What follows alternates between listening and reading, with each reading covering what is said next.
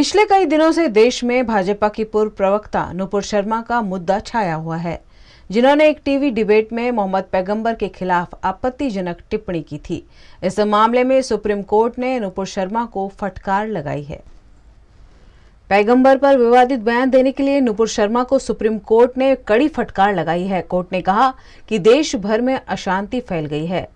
देश में जो कुछ भी हो रहा है उसकी जिम्मेदार नुपुर ही है। उन्होंने अपने बयान से देश की सुरक्षा के लिए खतरा पैदा किया है।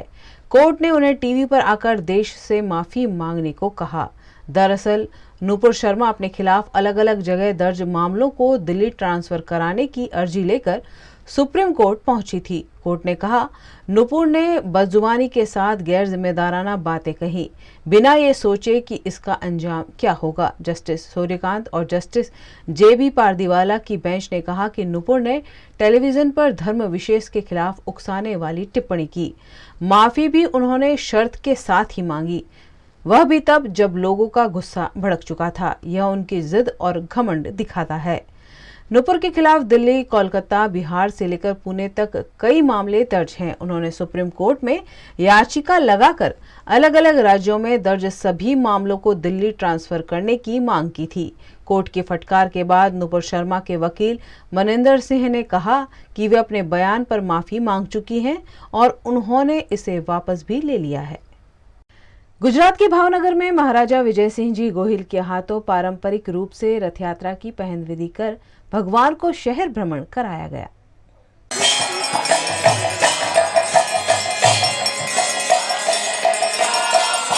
हरे राम हरे राम। गुजरात के भावनगर में राज्य की दूसरी सबसे बड़ी भगवान जगन्नाथ जी की रथ यात्रा का आयोजन होता है, जिसको लेकर आयोजकों और भक्तों में काफी उत्साह देखने मिला। भावनगर के महाराजा विजय सिंह जी गोहिल के हाथों छेड़ापोरा और पहिंद विधि की गई। सोने की झाड़ू से छेड़ापोरा और पहिंद विधि पारंपरिक रूप से की गई। रथ यात्रा के प्रस्थान के मौके पर शिक्षा मंत्री जीतू वाघाणी, मेयर कीर्ति दाणीधरिया, भाजपा के पूर्व प्रदेश अध्यक्ष और पूर्व सांसद राजेंद्र सिंह राणा के साथ साथ साधु संतों और महंतों की उपस्थिति रही। 17 किलोमीटर रूट पर भगवान जगन्नाथ अपनी बहन सुभद्रा और भाई बलभद्र के साथ भ्रमण पर निकले।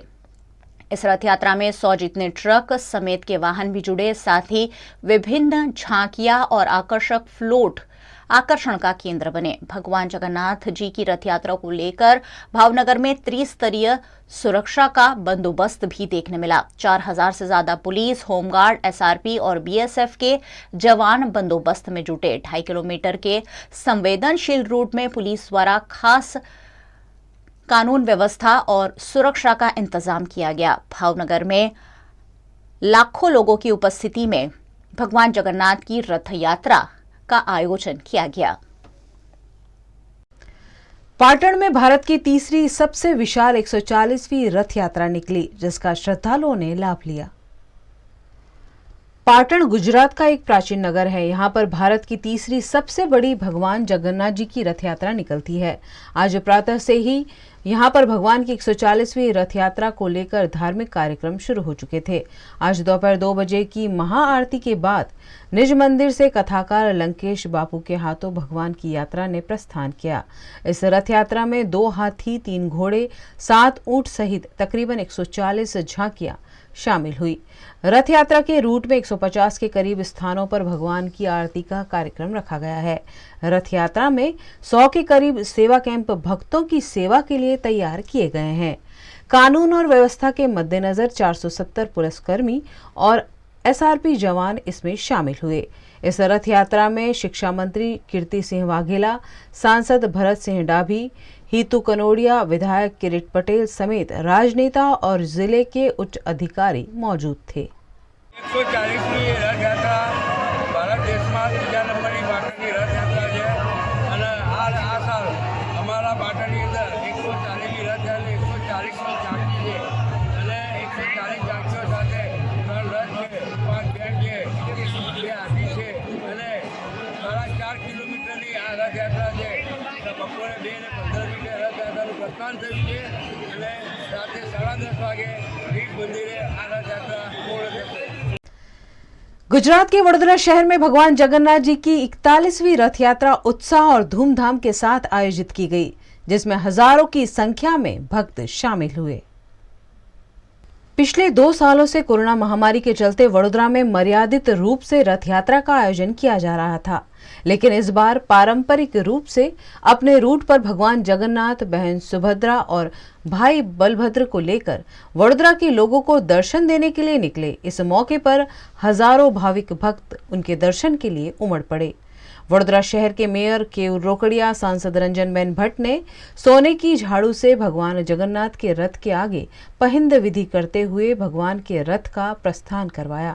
वडोदरा शहर के राजमार्ग पर जैसे जैसे रथ यात्रा आगे बढ़ी, चारों ओर हजारों लोगों का हुजूम हरे रामा हरे कृष्णा के जयकारों के साथ भगवान के साथ आगे बढ़ता रहा। इस मौके पर क्या आम क्या खास, सभी लोगों ने भक्तिभाव से नतमस्तक होकर भगवान जगन्नाथ जी के दर्शन किए।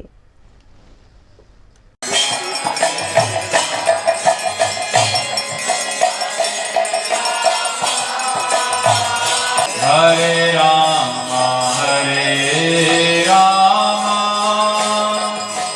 रामा रामा हरे हरे।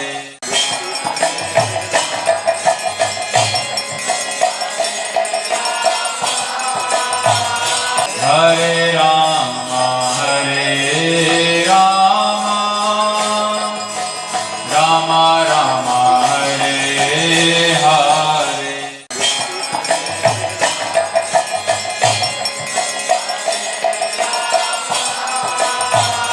हरे रामा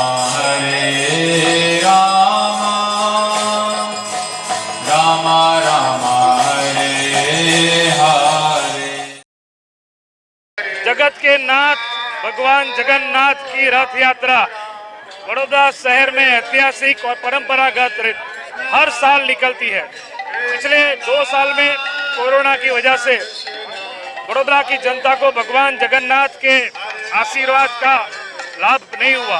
के माध्यम से पूरी जनता को जगन्नाथ भगवान की रथ यात्रा की शुभकामनाएं देता हूँ। આપણે એવું છે કે ભગવાન જગન્નાથના આશીર્વાદ વડોદરા ઉપર એ રીતે ઉતરે કે વડોદરાની સુખાકારીમાં વધારો થાય, વડોદરા સંપૂર્ણ રીતે વિકાસ કરે અને પરમાત્માની એના પર દ્રષ્ટિ રહે હંમેશા, એવી પ્રાર્થના। जगन्नाथ महाराज की जो रथ यात्रा है उसका बहुत महिमा है। ऐसा कहा जाता है इनको रथ खींचने वाले को अपने पाप से मुक्ति मिलती है, मोक्ष मिलता है। मैं चाहता हूँ कि भगवान मेरे बड़ौदा शहर के लोगों नगरजनों में सुख शांति और समृद्धि दे। सुभद्रा, बलराम અને જગન્નાથ 15 દિવસ પહેલા એમના સ્નાન કરીને એમને વિરાજમાન કર્યા। આજે એમની જગન્નાથ યાત્રા આ વડોદરા શહેરને આશીર્વાદ આપવા માટે નીકળી છે। વર્ષોથી ચાલતી પરંપરા 41મો વર્ષ થયો, આ ચાલતી પરંપરા એકતાના દર્શન કરાવે છે। पूरे देश में ये रथ यात्रा निकल रही है और ये अपनी 1100 साल पुरानी जगन्नाथपुरी की परंपरा है। जिस परंपरा में आज आप देख रहे हो कि अनन्य लाखों हजारों भक्त यहाँ पूरे देश में करोड़ों भक्त इस यात्रा में जुड़ेंगे। हमारे परम आदरणीय बड़ा प्रधान नरेंद्र भाई मोदी से लेके सारे नेतागण इस यात्रा में जुड़ रहे हैं और इसी यात्रा में यही मनोकामना करते हैं कि आने वाले समय में ये जो भी भक्त है इन सभी की मनोकामना पूर्ण हो, ऐसी भगवान जगन्नाथ से प्रार्थना। वडोदरा के लोग हमेशा भगवान जगन्नाथ जी वडोदरा के नगर यात्रा के लिए निकले, तो ये तो वडोदरा के लिए एक उत्साह और आनंद का माहौल है। और 2 साल कोविड था, इसीलिए वडोदरा वासी ने भगवान जगन्नाथ का दर्शन किया था, लेकिन वर्चुअल पे किया था। लेकिन आज भगवान का दर्शन भी करना है, आशीर्वाद भी लेना है और साथ साथ में भगवान का रथ भी खींचना है। तो वडोदरा के लोग बहुत ही उत्साहपूर्वक सभी जुड़े हुए हैं। सभी लोग नात जात न सब लोग ने वडोदरा एक होके आज भगवान जगन्नाथ जी की यात्रा का आनंद ले रहे, दर्शन ले रहे। भगवान जगन्नाथ की ये 41वीं रथ यात्रा इस्कॉन मंदिर के माध्यम से निकल रही है। आज पूरे देश के अंदर रथ यात्रा के माहौल से भक्तिमय वातावरण खड़ा हुआ है। 1 जुलाई से सरकार द्वारा सिंगल यूज प्लास्टिक पर प्रतिबंध लगा दिया गया है। ऐसे में प्लास्टिक की बिक्री करने वाले व्यापारी सख्ते में आ गए हैं। देश दुनिया में बढ़ रहे प्लास्टिक प्रदूषण पर लगाम कसने के भागरूप केंद्र सरकार ने फिर एक बार आज 1 जुलाई से सिंगल यूज प्लास्टिक पर पाबंदी लगा दी है। सिंगल यूज प्लास्टिक खरीदने या बेचने पर जुर्माना तक की बात कही गई है। ऐसे में लाखों रुपए का प्लास्टिक अपनी दुकान में स्टोर कर बैठे व्यापारी परेशानी में पड़ गए हैं। वो तो 2 साल से आ ही रहा है और ये बार 75 माइक्रोन हो गया है, तो 75 माइक्रोन उस हिसाब से थोड़ा बहुत चलेगा। थोड़ा तकलीफ तो होने वाला है, ग्राहक को भी तकलीफ होगा, हमको भी होगा, दोनों को नुकसान होगा। लेकिन 2-4-6 महीने में सब सेट हो जाएगा, तो 75 माइक्रोन में सब चालू हो जाएगा। तो बहुत ही नुकसान है, ग्राहक को भी बहुत नुकसान है, हमको भी बहुत नुकसान है। लेकिन पोल्यूशन के हिसाब से देखना भी पड़ता है ना, वो भी सही है। और सबसे ज़्यादा नुकसान तो जो वेफर के पैकेट आते हैं ना, उससे ही नुकसान ज़्यादा है। थैली से कुछ है ही नहीं, थैली से लेना देना नहीं है, ये तो प्रोसेस होता है, वो प्रोसेस भी नहीं होता है, उससे नुकसान ज़्यादा है। वो बंद नहीं कर रहे, जो नुकसान नहीं कर रहा उसको बंद कर रहे हैं। बस वही समझाने का है, वही समझता है तो सब सेट हो जाए। हम उसके बारे में ये कहना चाहते हैं कि सरकार ने जो निर्णय लिया है वो बिल्कुल सही है। बाकी उसकी जगह पे उनको टाइम देना चाहिए, क्योंकि एकदम से किसी के वहाँ माल पड़ा होगा वो एकदम से नहीं निकलेगा। जितना भी करो माल थोड़ा बहुत हर किसी के वहाँ होता ही है पूरी बाज़ार में। तो उसके लिए हमारी विनती है कि सरकार को थोड़ा टाइम देना चाहिए। उसकी जगह का पेपर ग्लास, पेपर स्ट्रॉ, हर चीज़ अवेलेबल आ गई है उसके ऑप्शन में। बाकी जो एकदम से उसका क्या रेट काफ़ी डबल ट्रिपल महंगा पड़ेगा पब्लिक को, उसकी वजह से जो अपना हॉस्पिटल में सप्लाई होता है मील ट्रे वगैरह काफ़ी महंगा पड़ जाएगा। तो उसके लिए हमारी विनती है कि हमको टाइम दिया जाए थोड़ा, तो जिसकी वजह से हम बाज़ार में टिक सकें और बाज़ार में माल दे सकें।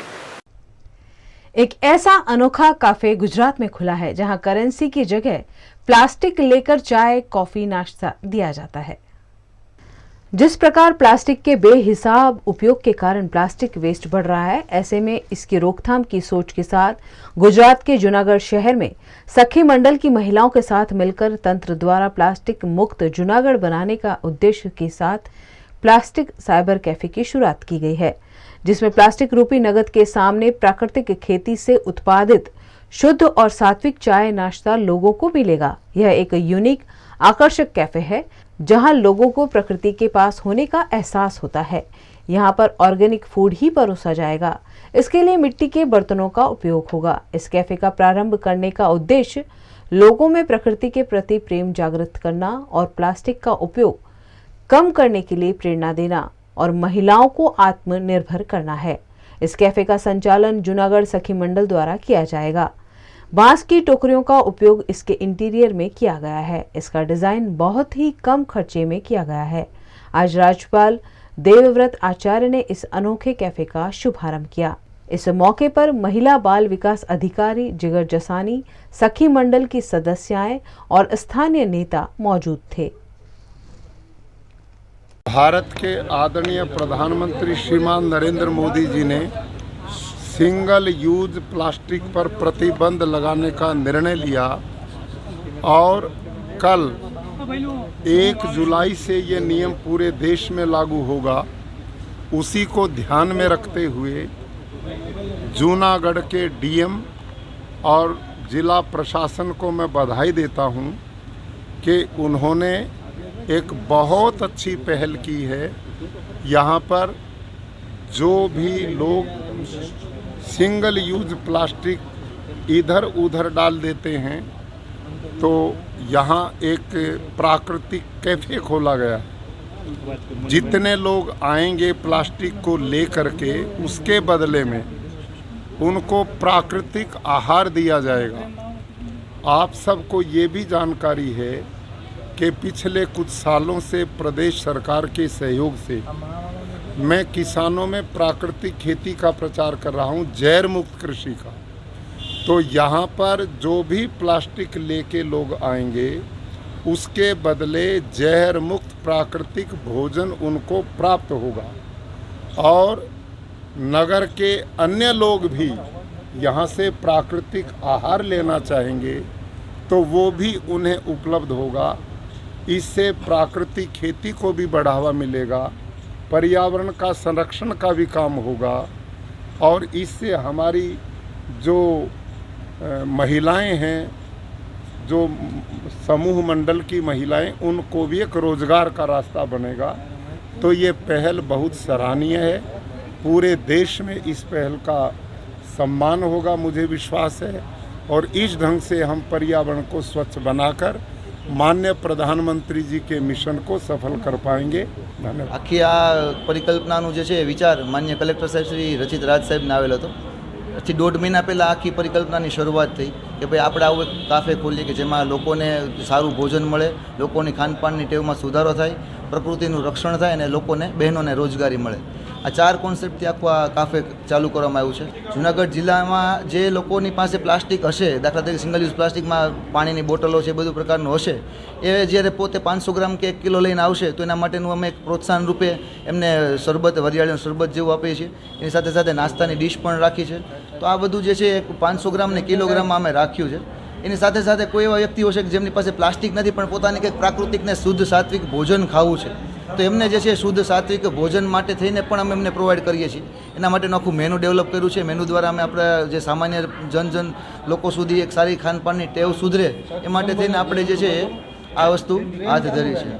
તો જૂનાગઢની જનતાને એક અપીલ કરીએ છીએ કે ભાઈ આ જે જિલ્લા વહીવટીતંત્ર અને મહેસૂલ તંત્ર તરફથી જે આખી આ એક પહેલ શરૂ કરી છે એ પ્રકલ્પને સારામાં સારો પ્રતિસાદ આજની તારીખે પણ મળી રહ્યો છે, એવો ને એવો ભવિષ્યમાં પણ મળતી રહે એ માટે આપ સૌ જૂનાગઢવાસીઓને અપીલ કરીશ આપ સૌના માધ્યમથી। પ્રાકૃતિક પ્લાસ્ટિક હાટ છે જે એના માટે કે સિંગલ યુઝ પ્લાસ્ટિક છે લોકો જ્યાં ત્યાં ફેંકે છે એ જ્યાં ત્યાં ન ફેંકે એનું કલેક્શન કરી અમારા હાટ ઉપર આપવા આવે અને અહીંયા અમે એને પ્રાકૃતિક રીતે નિરોગી બને એ રીતનું આહાર અહીંયા આપવામાં આવશે, જેથી લોકોની આહારની ચિંતા અમારા બહેનોને છે।